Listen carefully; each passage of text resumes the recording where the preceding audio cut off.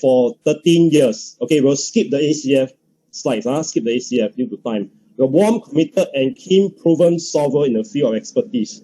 She's very passionate about building meaningful personnel. Moved to the financial industry with the aim of making even a bigger difference in one's life. So what is her ultimate goal? Spreading hope, cheer in people's life, helping them to find clarity and certainty.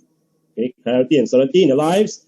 And she wants to learn how to harness, our passion to influence. Okay, introducing, can we have a round of applause for Keziah? Over to you, Keziah. Hello. I need to share screen. Leaders, can I have the permission, please?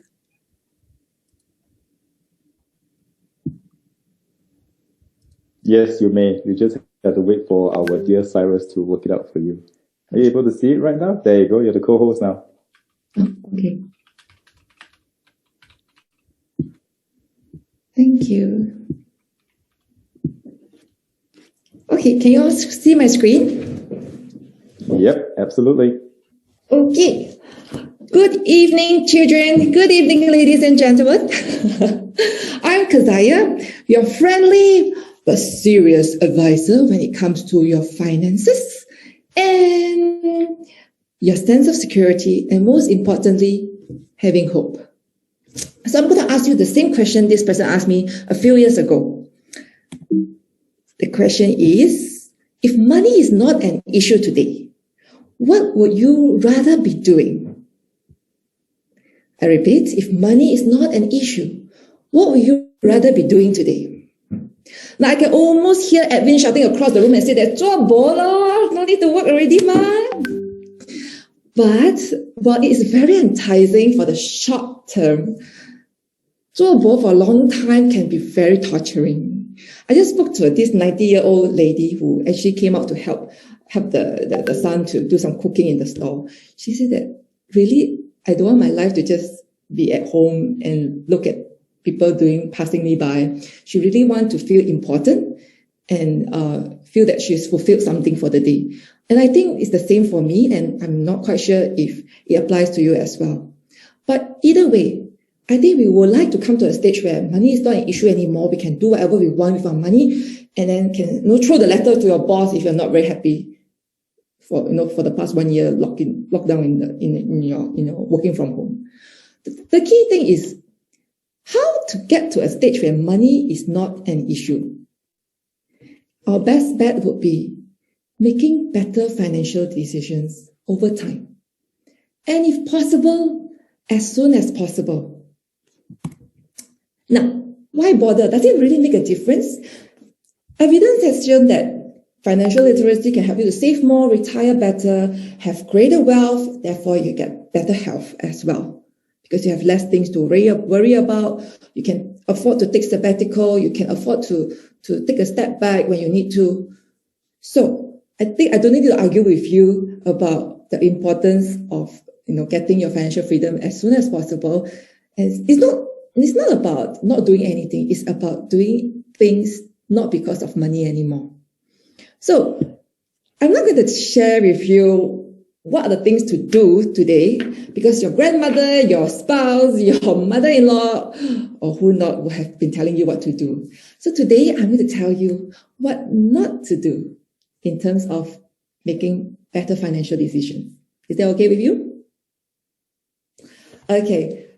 Now, before you, let me ask you a question. Do we buy a house first, or do we start collecting furniture first when we want to set up a home?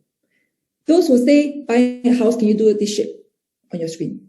And those who say want to buy lots of furniture first before buying a house can do this shape. This is the chair. Which one? House? Evan says I'm going to buy the chair first.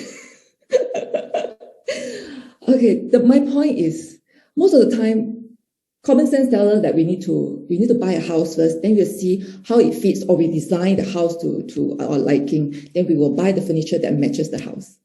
But one of the common pitfalls that we do in our finances is we keep on buying saving plans, insurance plans, investment plans before having a blueprint of where you are heading to. Then when you come out to work for the first time, after a few months, your friend will ask you, hey, come and support me, buy one insurance, just one, just help me to get my numbers. And then another few more years, your cousin come and say that, hey, I think this savings plan is very good. Then the third day, the banker come and tell you that, hey, if you get this plan, I give you $200 rebate. Then it makes the whole financial decisions is based on the temporary solution. It doesn't fulfill the whole big picture. So this is one big common pitfalls that I see in the industry. Next, common pitfall number 2 is no consolidation. So if you have missed number 1, you may have collected many plans. It's still fine. But the problem is if you collected all this and not consolidating them, you will not have the clarity that you need to have control over your decisions, and therefore ultimately you wouldn't have the certainty. So what happens when we do not have consolidation? They will keep repeating pitfall number 1, then we keep collecting, then this cycle will not end until we have the financial blueprint. The third common pitfall that I want to talk to you about is lack of second level thinking. So what is second level thinking? It is like having a coach in a football field to strategize where to put your players. Or when you play a game of chess, you don't just go in and just anyhow hunt them, right? So the thing is, there is a way on how to place our players strategically. So this one, due to lack of time, I'll share with you during Financial Literacy 102, okay?